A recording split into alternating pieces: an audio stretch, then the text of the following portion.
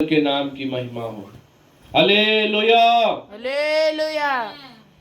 जैसा कि आज का दिन आखिरी संडे है इस महीने का, और परमेश्वर लगातार बीते सब संडे में, जैसा कि 2 तारीख, 9 तारीख, 16 तारीख और 23 तारीख, इन चारों संडे में परमेश्वर संभाला, आशीर्वाद दिया। और पिछले 25 मार्च में जो बड़ा कन्वेंशन एक दिन का रखे थे, उसमें भी परमेश्वर आशीर्वाद दिया। उसमें काफ़ी लोग आए, परमेश्वर का वचन सुने। परमेश्वर के दास बौरवजान तिनसुकिया से आकर परमेश्वर के वचन को दिए।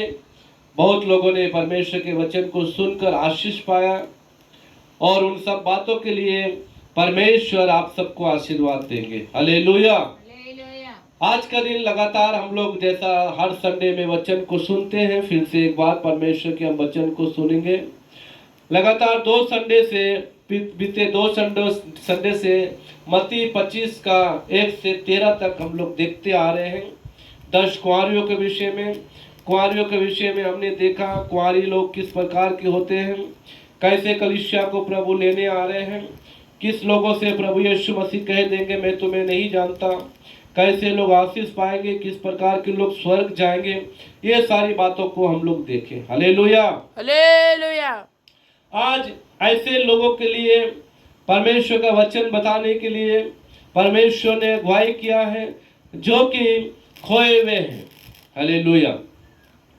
जो कि परमेश्वर का शब्द को सुनते तो हैं, लेकिन सुनकर आगे बढ़ना नहीं चाहते। तो कुछ बातों को बताकर परमेश्वर के वचनों को हम लोग मनन करेंगे। जैसा कि लगातार कुछ लोग जो है परमेश्वर पर विश्वास करते हैं, विश्वास करके बपतिस्मा लेते हैं, प्रभु में मगन रहते हैं, आनंदित रहते हैं, आराधना में आते हैं, लेकिन फिर एक बार अचानक से शैतान उनके जीवन को अपने वश में कर लेता है, और उसके बाद उनका जीवन जो है पापमय या पाप में फंस जाता है। फिर कई बार परमेश्वर को बुलाते तो हैं, लेकिन वो आना नहीं चाहते। तो ऐसे ही कुछ वचनों को हम लोग देखकर परमेश्वर के नाम की महिमा करेंगे। आप लोग निकाल सकते हैं, आप सभी लोग जानते हैं उत्पत्ति की किताब में आदम और हवा कैसे किस प्रकार परमेश्वर के वचन से अलग हो गए। तो जेनेसिस चैप्टर 3 वर्सेस 8 to 10, उत्पत्ति की किताब 3 अध्याय का 8 से 10 पद एक जन पढ़ लीजिएगा। उत्पत्ति की किताब 3 अध्याय का 8 से 10 पद एक जन पढ़ लीजिएगा। तब यहोवा परमेश्वर जो दिन के ठंडे समय वाटिका में फिरता था का शब्द उनको सुनाई दिया। तब आदम और उसकी पत्नी वाटिका के वृक्षों के बीच यहोवा परमेश्वर से छिप गए। तब यहोवा परमेश्वर ने पुकार कर आदम से पूछा, तू कहाँ है? उसने कहा, मैं तेरा शब्द बारी में सुनकर डर गया, क्योंकि मैं नंगा था इसीलिए छिप गया। परमेश्वर अपने हाथों से, प्रेम से, अपने अनुग्रह से, अपनी दया से एक व्यक्ति को पृथ्वी पर भेजते हैं, क्योंकि परमेश्वर चाहते हैं कि पृथ्वी पर उनके नाम की महिमा करे लोग। ऐसे ही हर एक चीज को परमेश्वर ने बना दिया। पेड़ पौधों को बनाया, और अच्छे पेड़ों में अच्छे फल आने के लिए परमेश्वर ने उस बीज में से पेड़ होने के लिए, पेड़ बड़ा होने के बाद उसी में से बीज निकलेगा, फिर दूसरा पेड़ होगा, फल होगा। ये सब कुछ परमेश्वर ने मनुष्य जाति के लिए बनाया, लेकिन मनुष्य को बनाने से पहले परमेश्वर ने उसके रहने के लिए, उसके खाने के लिए सब इंतजाम करके दिया। हालेलुया। हालेलुया। आकाश को बनाया, तारों को बनाया, चांद को बनाया, पानी सूखी भूमि से अलग किया, पानी अलग किया ताकि वो लोग पी सके। उसके रहने के लिए एक वाटिका बनाए ताकि उसमें वो आराम से रह सके। फिर परमेश्वर ने मनुष्य जाति को यानी आदम को अपने हाथों से बनाया, उसके नथनों में जीवन का श्वास फूंक दिया और परमेश्वर ने एक बात कहा, आप लोग सब कुछ कीजिए परंतु एक पेड़ का फल ना खाए। वो लोग बोले ठीक है।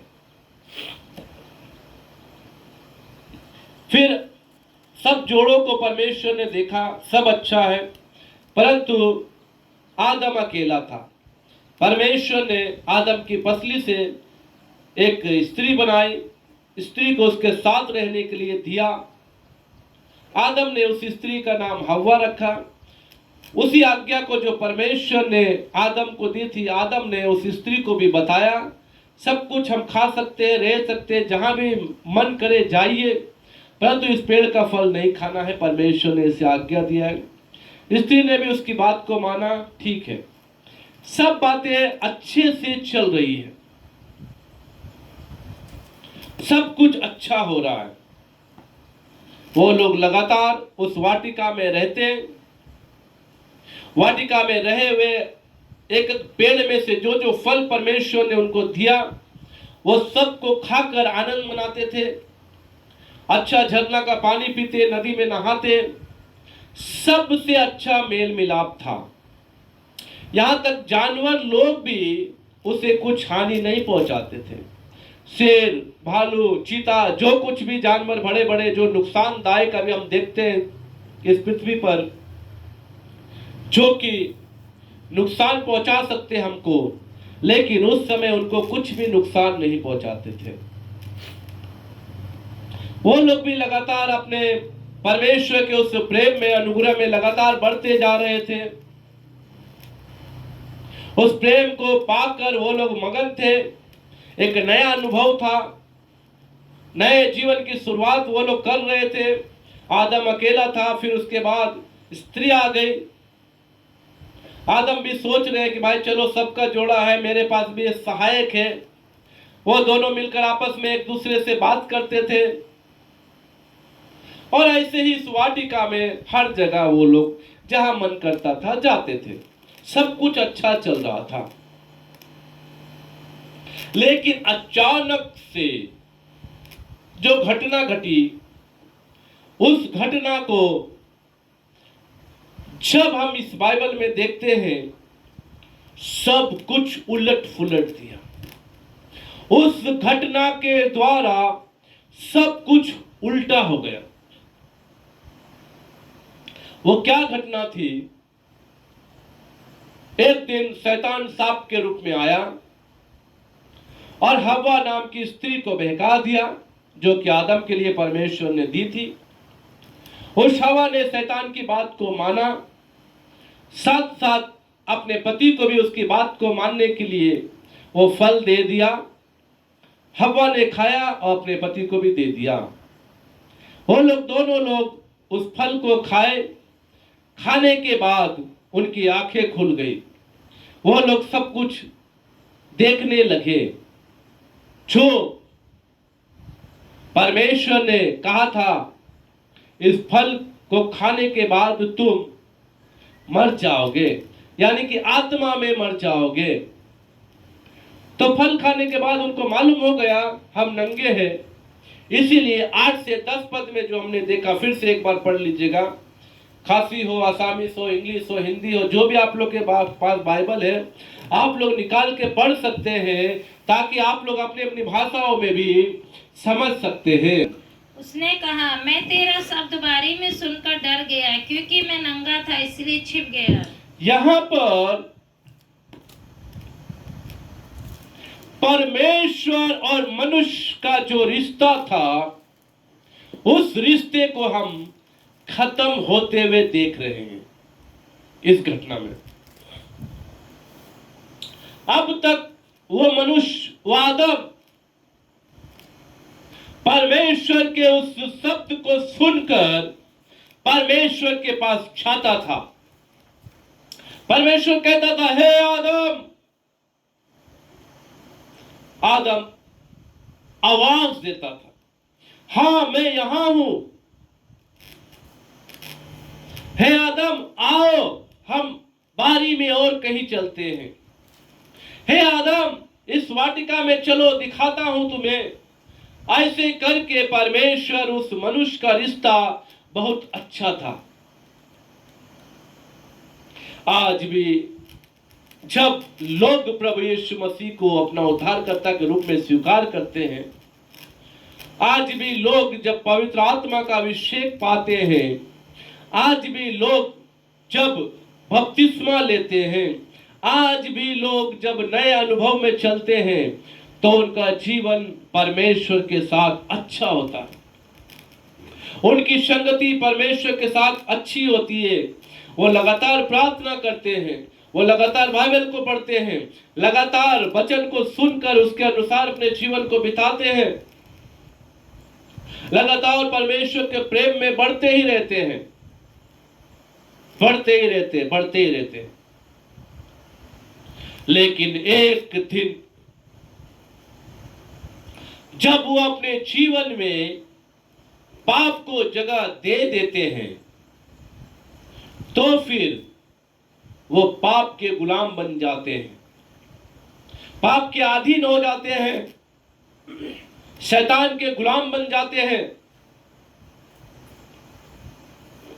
और जब वो शैतान के गुलाम बन जाते हैं, तो परमेश्वर आवाज देते हैं। फिर भी क्योंकि परमेश्वर अनुग्रहकारी है, परमेश्वर दयालु है, परमेश्वर प्रेमी है, आज परमेश्वर हर एक लोगों को आवाज देते हैं, हर लोगों को बुला रहे हैं, क्योंकि परमेश्वर कभी भी नहीं चाहते कि कोई भी मनुष्य नाश हो जाए। परमेश्वर कभी भी नहीं चाहते कि कोई भी मनुष्य नरक जाए। परमेश्वर कभी भी नहीं चाहते कि कोई भी मनुष्य शैतान के गुलाम बन जाए। इसलिए परमेश्वर आपके पाप करने के बावजूद भी आपको बुलाते हैं। हालेलुया, हालेलुया, परमेश्वर के नाम की महिमा हो। क्योंकि परमेश्वर आपसे प्रेम करते हैं, परमेश्वर आप पर अपना अनुग्रह बरसाएंगे, परमेश्वर आप पर दया करेंगे, आपके पाप को क्षमा करेंगे, आपके गुनाहों को क्षमा करेंगे। इसलिए परमेश्वर आज भी ऐसे लोगों को बुला रहे हैं जो अपना जीवन पाप में बिता रहे हैं, जो अपना जीवन परमेश्वर से अलग होकर बिता रहे हैं, जो अपना जीवन गिरजा में नहीं आकर घर में रहकर बिता रहे हैं। आज भी ऐसे लोगों को परमेश्वर बुला रहे हैं। यहां पर आदम को परमेश्वर ने बुलाया और कहा,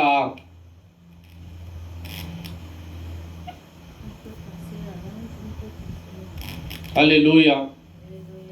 तब यहोवा परमेश्वर जो दिन के ठंडे समय वाटिका में फिरता था का सब उसको सुनाई दिया। तब आदम और उसकी पत्नी वाटिका के वृक्षों के बीच यहोवा परमेश्वर से छिप गए।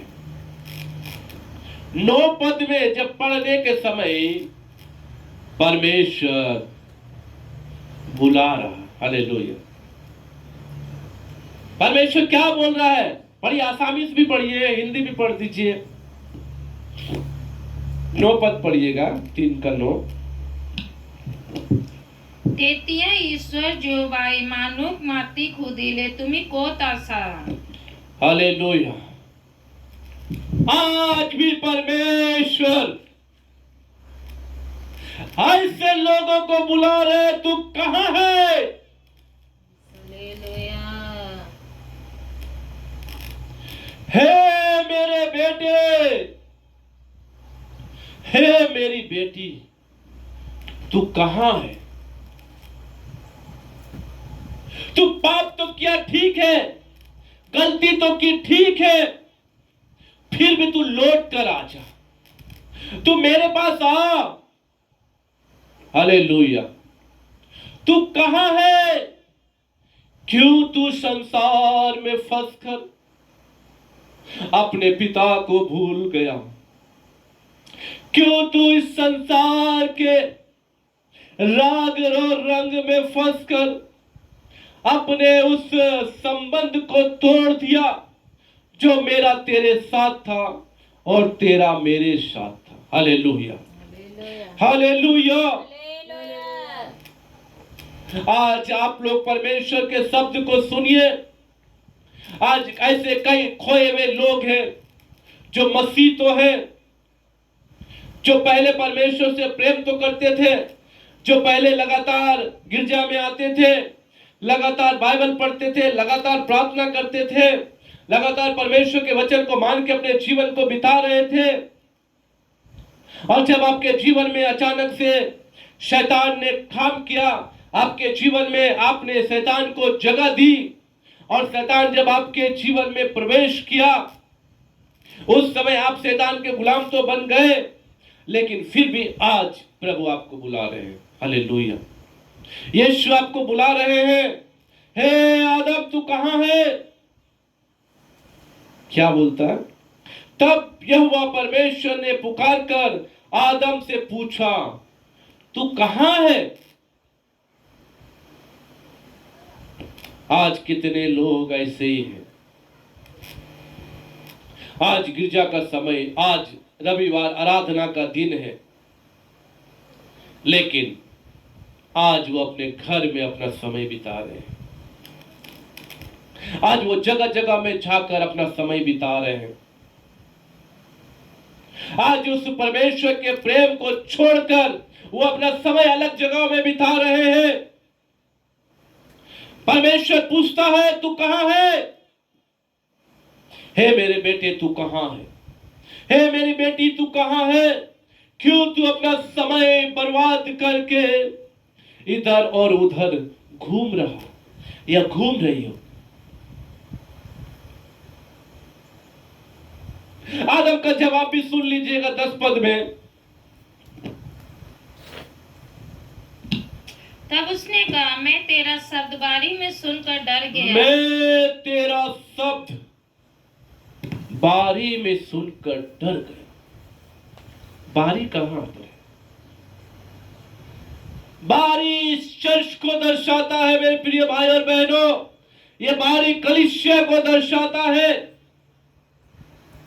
जहां पर परमेश्वर आकर आपसे बात करता है, जहां पर परमेश्वर अपने दास के द्वारा, वचनों के द्वारा आपसे बात करता है, जहां पर आपकी गलतियों के विषय में आपको बताया जाता है, उस गलती से आपको मन फिराने के लिए बताया जाता है, आपका जीवन पवित्र हो जाए, स्वर्ग जाने के लायक बन जाए, आपके जीवन में फिर से एक नई आशीष आ जाए।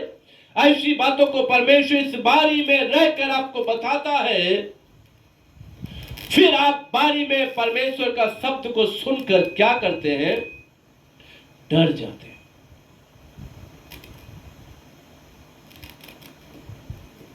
डर कर फिर बाद में क्या करते? आगे पढ़िएगा। उसने कहा, किसने तुझे बताया कि तू नंगा है? जिस वृक्ष का फल खाने 10 पढ़िए।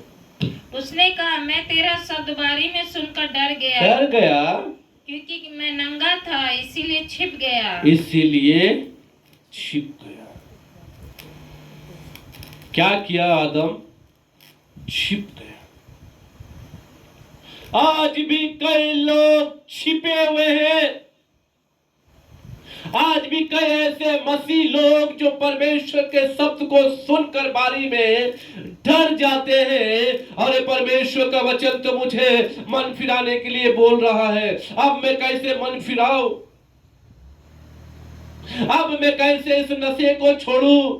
मेरा पेट फूल जाता है अगर सिगरेट नहीं पीऊंगा, पान नहीं खाऊंगा या कुछ नहीं करूंगा तो। रात को मुझे नींद नहीं आएगी अगर मैं शराब पीकर नहीं सोऊंगा तो। दिन भर काम करके आता हूं, अगर थोड़ा सा नशा नहीं किया तो मैं कैसे सोऊंगा? थक जाता हूं, इसलिए थोड़ा आराम के लिए मुझे थोड़ा सा शराब चाहिए। इन सब बातों को सुनकर आप डर जाते हैं, आप मन फिराना नहीं चाहते हैं, उसके बाद आप क्या करते हैं? छिप जाते हैं।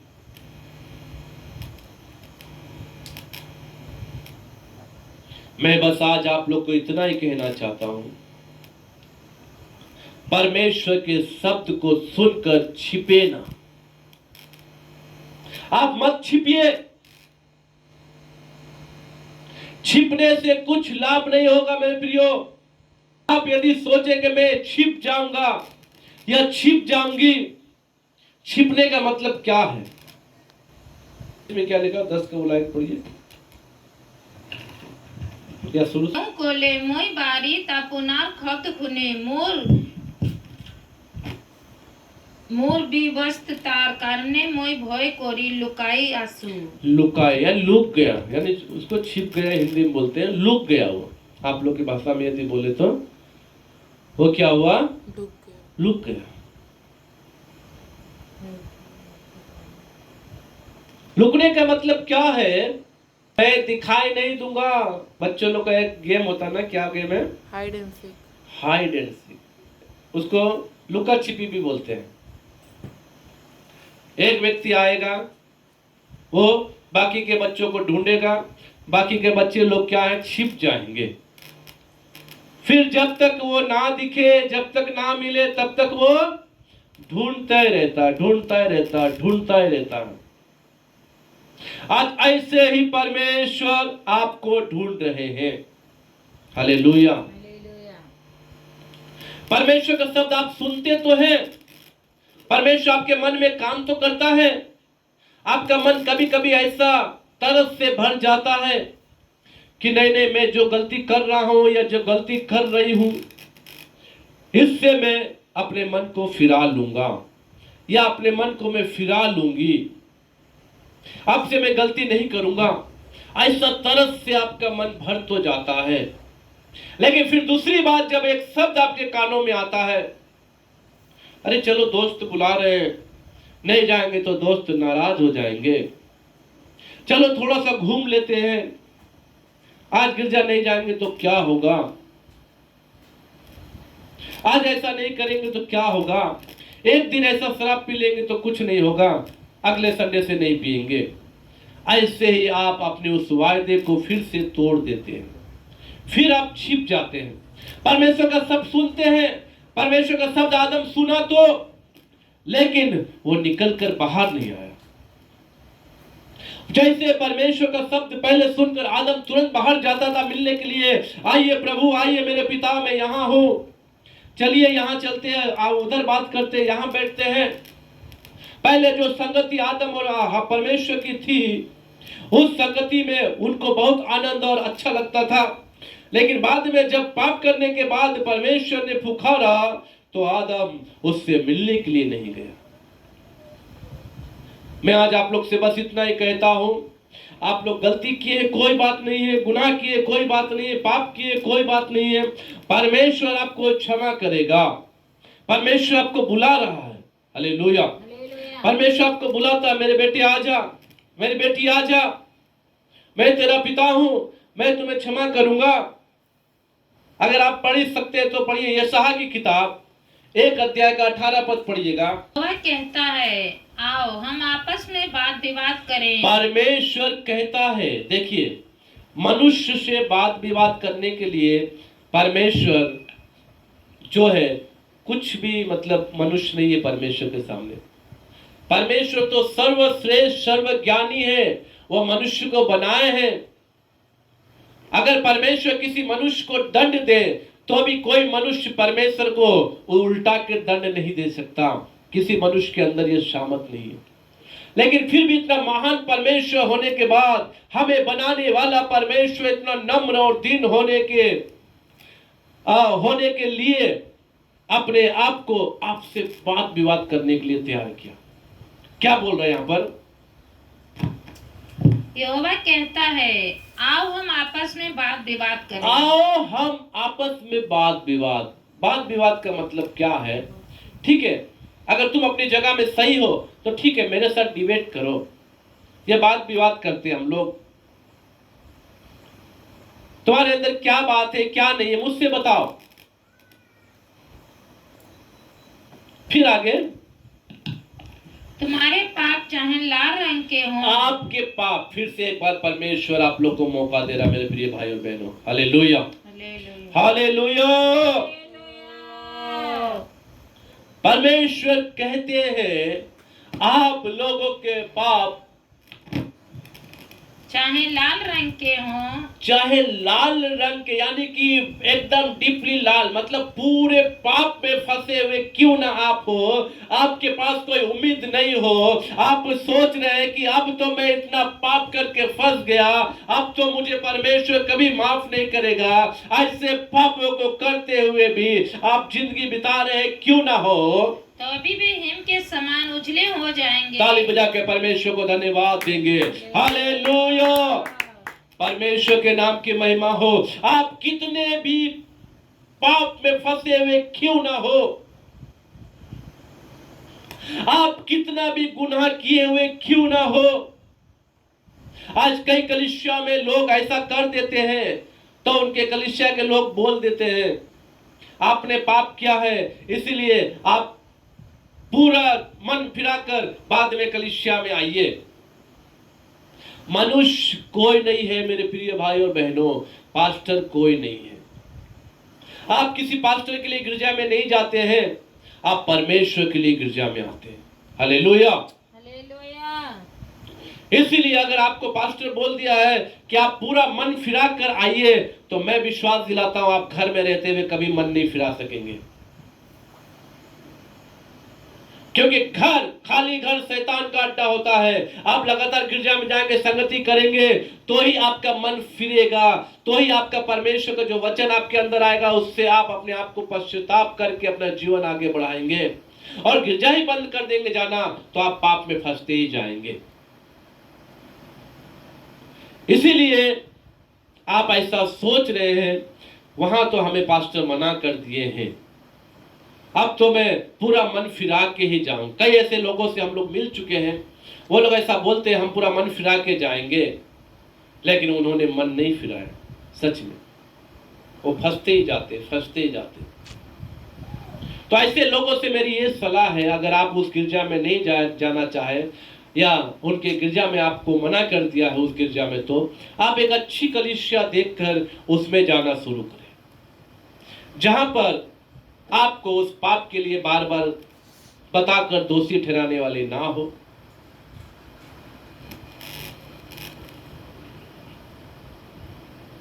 आपको अच्छा से प्रेम करके आत्मिक जीवन में बढ़ाने वाली कलीसिया हो, ऐसे कलीसिया में जाकर आप फिर से अपने जीवन को आगे बढ़ाएं मेरे प्रियो। Hallelujah, hallelujah. आप पास्टर की चिंता मत करें, मनुष्य की चिंता मत करें। आप ऐसा भी ना सोचे मेरा उस मंडली में नाम लिखा हुआ है, उस मंडली के हम सदस्य हैं। जब मंडली आपको ग्रहण नहीं कर रही है, लेकिन परमेश्वर का वचन कहता मैं तुम्हें ग्रहण करूंगा। हालेलुया। इसलिए मंडली को ना देखे, पास्टर को ना देखे, परमेश्वर के पास जाइए। आप क्या पाप किए होंगे, थोड़े ही पाप किए होंगे, छोटा ही पाप किए होंगे, परमेश्वर का वचन यहां कहता है आपके पाप लाल रंग के भी क्यों ना हो, यानी कि पाप में फंसे हुए, आप बुराई में फंसे हुए अपने आप के जीवन को नाश कर रहे क्यों ना हो, ऐसा पाप जो मनुष्य के नजर में क्षमा के लायक ना हो, ऐसे पाप किए हुए क्यों ना हो, फिर भी आपके पाप को मैं कैसा कर दूंगा, हिम के समान उजले हो सफेद। हालेलुया। सफेद रंग किस चीज को दर्शाता है? पवित्रता को भी दर्शाता। हालेलुया। मैं तुम्हें पवित्र कर दूंगा। एक स्त्री थी, बाइबल में हम जब देखते हैं तो वो पाप में पड़कर अपना जीवन को बिता रही थी। और कैसा पाप? वो स्त्री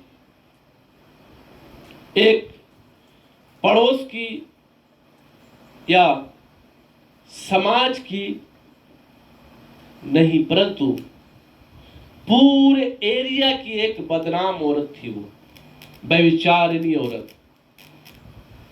अपना जीवन व्यभिचार में लगातार बिता रही थी वो। पूरे गांव बस्तियों में लोग जानते थे कि ये स्त्री क्या है, पापिनी स्त्री है। ये स्त्री क्या है? व्यभिचारिणी स्त्री है।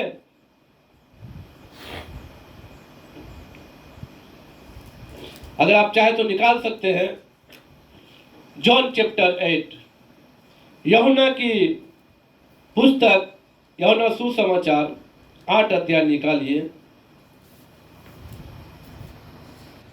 भोर को वह फिर मंदिर में आया, सब लोग उसके पास आए और वह बैठकर उन्हें उपदेश देने लगा। प्रभु यीशु मसीह आराधनालय में जाकर उपदेश देने लगे। तब शास्त्री और फरीसी एक स्त्री को लाए जो व्यभिचार में पकड़ी गई थी। एक स्त्री को प्रभु यीशु मसीह के पास लाए जो व्यभिचार करते हुए पकड़ी गई। देखिए, वो व्यभिचार करते हुए यहाँ लिखा हुआ पकड़ी गई, लेकिन सही मायने में अगर एक बार अगर व्यभिचार करती तो बात होता, लेकिन वो व्यभिचारिणी ही स्त्री थी, वो व्यभिचार करते ही रहती थी। वो हो सकता है बाइबल में जैसा लिखा हुआ है कि उन्होंने शायद पहली बार देखा होगा इसलिए उसे पकड़ कर लाए, या ऐसा भी हो सकता है प्रभु यीशु मसीह को परखने के लिए उसी स्त्री को पकड़ कर लाए।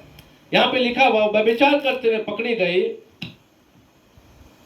और उसको बीच में खड़ा करके यीशु से कहा, हे गुरु, ये स्त्री व्यभिचार करते पकड़ी गई है। यह स्त्री व्यभिचारिणी है और व्यभिचार करते हुए पकड़ी गई है। और मूसा की किताब में लिखा हुआ है, ऐसी व्यभिचारिणी स्त्री को पत्थर करके या पथराव करके मार दो। आप बताइए क्या करना चाहिए इस स्त्री के लिए? सदुकी फरीसी यीशु से सवाल करने लगे, अरे जब मूसा की किताब में लिखा है ऐसी स्त्री को मार देना है तो उसे यीशु के पास लाने की कोई जरूरत नहीं थी,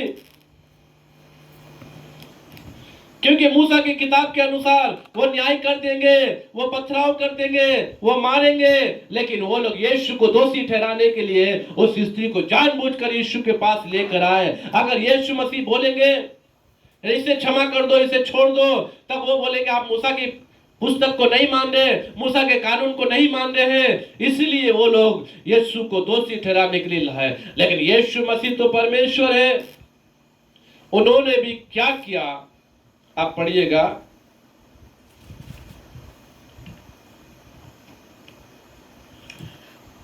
यहां पर 8 का 7। तब वे उससे पूछते ही रहे, तो उसने सीधे खड़े होकर उनसे कहा, तुम में जो निष्पाप हो वही पहले उसको पत्थर मारे। प्रभु यीशु मसीह ने उस व्यभिचारिणी स्त्री को देखिए ऐसे क्षमा किया ताकि वो लोग जान जाए।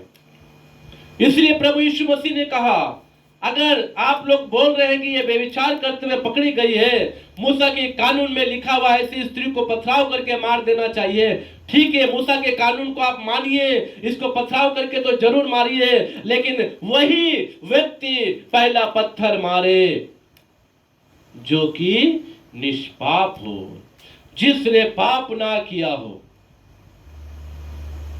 अब उस सदुकी फरीसियों में एक एक करके सभी लोग वहां से पत्थर डालकर चले गए अपने घर, क्योंकि वो सब लोग पापी थे, वो सब लोग पाप करते थे। आज ऐसे ही समाज में यदि आपको किसी मंडली ने कहा है हमारे मंडली में मत आओ, आप पाप किए हैं, तो आप सोचिए आपको नहीं आने दे रहे हैं, ये भी एक पाप है, आपका जीवन बर्बाद हो जाएगा। संसार में निष्पाप कोई नहीं है। मैं जो खड़े होकर वचन बोल रहा हूं, मैं भी निष्पाप नहीं हूं। हम सब कुछ न कुछ गलती में हैं, हम कुछ न कुछ गलती रोज करते रहते हैं। केवल पवित्र है तो वो यीशु मसीह है। हालेलुया। इसीलिए ऐसी पापनी स्त्री को जब यीशु मसीह ने क्या कहा, क्षमा कर दिया। आगे पढ़िए 8 का 8 9 ये सब पढ़िए। और फिर झुककर भूमि पर उंगली से लिखने लगा, परंतु वे ये सुनकर 11 पढ़ लीजिए। उसने कहा, ये प्रभु, किसी ने नहीं। यीशु ने कहा, मैं भी तुझ पर दंड की आज्ञा नहीं देता, जा और फिर पाप ना करना। Hallelujah, hallelujah. प्रभु यीशु मसीह ने कहा, हे नारी, क्या हुआ, किसी ने तुझे पत्थर नहीं मारा? उस स्त्री ने कहा, नहीं प्रभु, किसी ने नहीं मारा। प्रभु यीशु मसीह बोलते जा मैं भी तुझे दंड नहीं देता, मैं तुम्हें क्षमा कर दिया हूं, आज से फिर तू पाप मत करना। हालेलुया। इसलिए तेरे पाप लाल रंग के क्यों ना हो, फिर भी मैं उसे क्या कर दूंगा, हिम के समान उज्जवल कर दूंगा। मेरे प्रिय भाई और बहनों, आज आप जो खोए हुए क्यों ना हो, आज आप प्रभु के शब्द को सुन के डरे मत। आज आप उस पाप को लेकर घर में मत बैठिए। आप अपने आप में ऐसा ना सोचे मैं तो पाप करता हूं या पाप करती हूं, मैं गिरजा जाऊंगा, क्या फायदा, प्रभु मुझे क्षमा नहीं करेगा, मेरे पास्टर मुझे बोल दिए हैं, या और पड़ोस वाले बोलते हैं। आप किसी को ना देखें, आप केवल परमेश्वर को देखें। हालेलुया। परमेश्वर का वचन कहता, 18 आगे पढ़ते रहिए, 1 का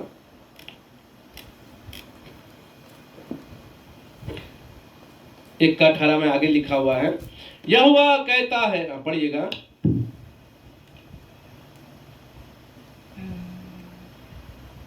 और चाहे अरगवानी रंग के हों तो भी वे ऊन के समान श्वेत हो जाएंगे। यहाँ पर आपके पाप किसी प्रकार के भी क्यों ना हो, फिर भी परमेश्वर सफेद कर देगा, उनके समान सफेद कर देगा। आपको फिर से पवित्र बनने के लिए परमेश्वर मौका दे रहा है। इसलिए आप आदम के समान छिपिए मत, आदम के समान बारी में परमेश्वर का शब्द सुन के डरे मत। हो सकता है परमेश्वर का शब्द बारी में सुनने के बाद आपका जीवन आगे बदल जाए, आपका मन आगे बदल जाए। आदम और हवा ने अपने मन को बदला नहीं,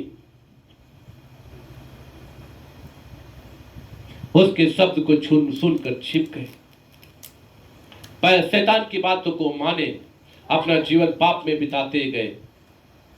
लेकिन आज आपको प्रभु यीशु मसीह बुलाते हैं।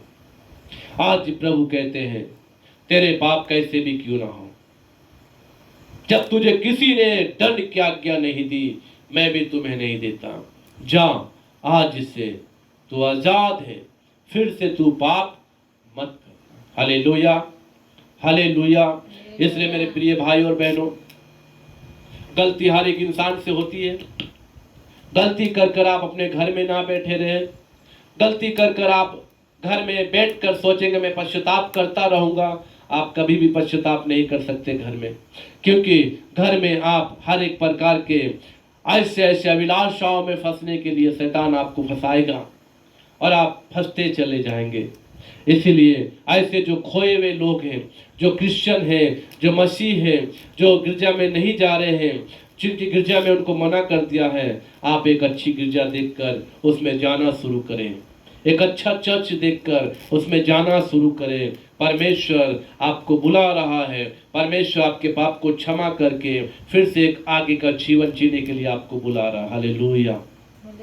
आप निराश ना हो, आप घबराए नहीं, आप उदास ना हो, आप परमेश्वर के पास जाइए। परमेश्वर आपको बुलाता है, परमेश्वर हर दिन आपको बुला रहा है। आदम को बोला तू कहाँ है, आज परमेश्वर आपका भी नाम ले रहा है। परमेश्वर आपसे भी पूछता है तू कहाँ है। इसलिए परमेश्वर की संगति से अलग ना हो, परमेश्वर के उस प्रेम से अलग ना हो, परमेश्वर के अनुग्रह से अलग ना हो। परमेश्वर आपको बुलाता है। हे खोए हुए लोगों, परमेश्वर आपको बुलाता है। आज जितने लोग आप लोगों ने परमेश्वर का वचन सुना है, हो सकता है आप किस प्रकार के पाप में क्यों ना फंसे हो, लेकिन फिर भी परमेश्वर आपको बुलाता है। परमेश्वर कहता है आगे को पाप मत करना। ऐसा ही हम यूहन्ना की किताब में भी देखते हैं, वहां भी एक व्यक्ति को प्रभु यीशु मसीह ने कहा तो ठीक तो हो गया, परंतु आगे को पाप मत कर। वचन में लिखा हुआ है, चाहे तो उस शब्द को पढ़ लीजिएगा। यूहन्ना की किताब निकालिए आप लोग, यूहन्ना रचित सुसमाचार आप लोग निकालिए। के बाद वह यीशु को मंदिर में मिला। यीशु ने उससे कहा, देख तू चंगा हो गया, फिर से पाप मत करना, ऐसा ना हो कि इससे कोई भारी विपत्ति तुझ पर आ पड़े। देख तू चंगा हो गया। 38 वर्ष का व्यक्ति बीमारी में पड़ा था, पाप में फंस के अपना जीवन खराब कर दिया, बर्बाद कर दिया, प्रभु यीशु मसीह ने उसके लाल रंग के पाप को भी क्षमा किया, सफेद बनाया, उनके समान उज्जवल कर दिया। प्रभु यीशु मसीह ने उससे कहा, तू चंगा हो गया है, तू भला हो गया है, तू आशीष पा गया है, मैंने तुम्हें माफ तो कर दिया है, परंतु आगे से पाप मत करना, ऐसा ना हो कि कोई भारी विपत्ति तुझ पर आ जाए। मेरे प्रिय भाई और बहनों, आज आप लोगों को भी प्रभु यीशु मसीह क्षमा करता है। आप आज अपने मन को प्रभु के पास, अपने हृदय को प्रभु के पास लाइए, अपने जीवन को प्रभु के पास लाइए। प्रभु से कहे, प्रभु अपने गुनाहों को मानकर, अपने बातों को आप जानते हैं, किस किस पाप में आप फंसे हैं, कैसी कैसी गलतियों में आप हैं, आप उन सब गलतियों को मानकर प्रभु से कहे, प्रभु मुझे क्षमा कर। प्रभु आपसे यही कहता है, मैं तुम्हें क्षमा तो कर दिया, परंतु आगे से फिर पाप मत करना, ऐसा ना हो कि भारी विपत्ति तुझ पर आ जाए। आइए हम सब खड़े होकर प्रभु के हालेलुया हालेलुया सम्मुख फिर से एक बार अपने जीवन को लाएंगे। प्रभु से कहेंगे, प्रभु मेरे गुनाहों को क्षमा करें, प्रभु मेरे मन को बदल दीजिए, प्रभु मेरे हृदय को बदल दीजिए, प्रभु मेरे पापों को क्षमा कर दीजिए। हे खोए हुए लोगों, हालेलुया, आज प्रभु आपको बुलाता है।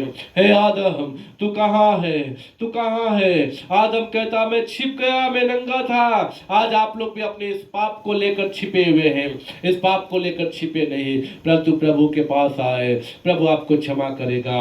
अपने मन को फिराइए मेरे प्रियो, अपने जीवन को बदलिए। हालेलुया, प्रभु आपको बुलाता है, प्रभु आपको बुलाता है। प्रभु का वचन कहता है, मैं पापियों को ढूंढने, उनका उद्धार करने के लिए आया हूँ। परमेश्वर का पुत्र यीशु मसीह एक बार भी किसी धर्मियों के विषय में नहीं बताया। परमेश्वर ने कहा, मैं पापियों को ढूंढने आया हूँ। हालेलुया। और तिरस्कृत लोगों, समाज से तिरस्कृत लोगों, समाज में आज आपको भले ही पापिनी या पापी कहते हो, लेकिन परमेश्वर की नजर में आप अनमोल है, परमेश्वर की नजर में आप बहुमूल्य है। अपने जीवन को प्रभु के हाथों में दीजिए। प्रभु आज आपको बुलाता है, प्रभु आज आपको क्षमा करेगा। हालेलुया। प्यारे पिता परमेश्वर, धन्यवाद देते हैं, राजाओं के राजा धन्यवाद, आपकी महान करुणा दया के लिए धन्यवाद।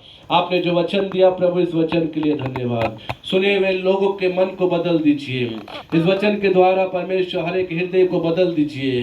हर एक पाप में फंसे हुए लोगों को परमेश्वर क्षमा करके एक नया जीवन जीने के योग्य बना दीजिए प्रभु, ताकि हर एक लोग जो तिरस्कृत है फिर से आपके पास आकर अपने जीवन को प्रभु आपकी संगति में बिताने पाए, एक एक के जीवन को बदले। आशीर्वाद दीजिए। धन्यवाद। आए हुए हर एक लोगों के लिए धन्यवाद। परमेश्वर सबको आशीष करे। आपके हाथों में सौंपते हुए प्रार्थना यीशु मसीह के नाम से मांगते पिता से, आमीन आमीन। हे मेरे मन यहोवा को धन्य के, और जो कुछ मुझ में इसके परिणाम को धन्य के। हे मेरे मन यहोवा को धन्य के, और इसके किसी उपकार को ना भूलना। आमीन।